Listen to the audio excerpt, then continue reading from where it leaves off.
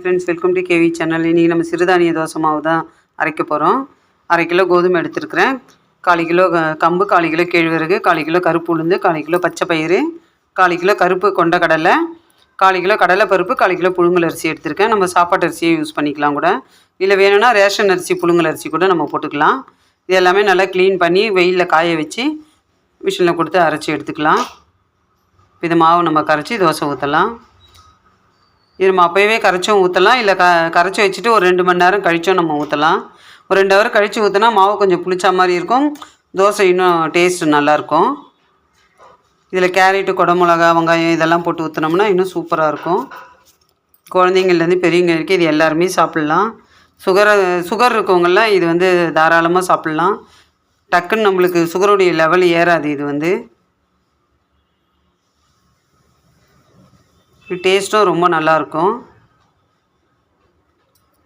இவ்வளோ கிறிஸ்பியாக சூப்பராக வந்திருக்கு பாருங்கள் தோசை.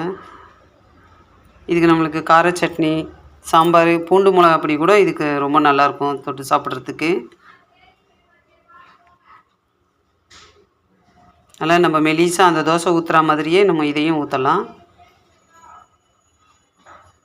காய் போடலனால வெறும் வெங்காயம், பச்சை மிளகா, கொத்தமல்லி மட்டும் போட்டு ஊற்றினா கூட சூப்பராக இருக்கும்.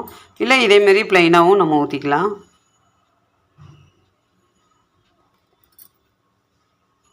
நல்லா செவந்து நல்லா ரோஸ்ட் ஆகி வந்திருக்கு பாருங்கள்.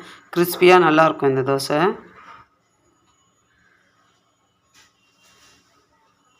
அவ்வளோதான், கார சட்னி வச்சு சாப்பிட்றதுக்கு சூப்பராக இருக்கும். இந்த தோசையில் நம்ம முட்டை உடச்சி ஊற்றி இதில் ஊற்றினா கூட நல்லாயிருக்கும். முட்டை தோசை போட்டால் கூட அந்த தோசையை விட இந்த தோசையில் நம்ம முட்டை ஊற்றி சாப்பிட்றது சூப்பராக இருக்கும் டேஸ்ட்டு.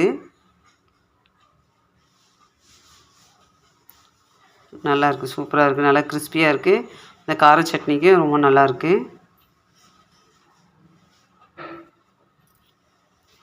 இது ஒரு கடைக்கோசம் நான் இந்த தோசை மாவு பேக் பண்ணிக்கிட்டு இருக்கேன்.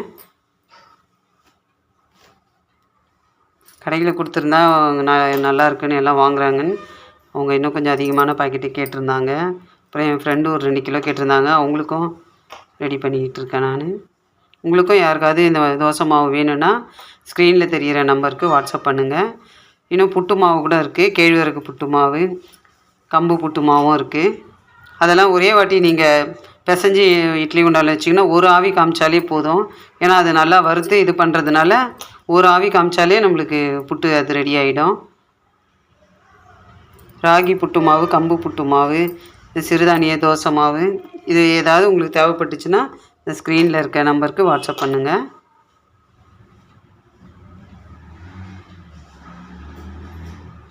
இந்த வீடியோ பிடிச்சிருந்தா ஒரு லைக் பண்ணுங்கள், சப்ஸ்கிரைப் பண்ணாதவங்க சப்ஸ்கிரைப் பண்ணுங்கள்.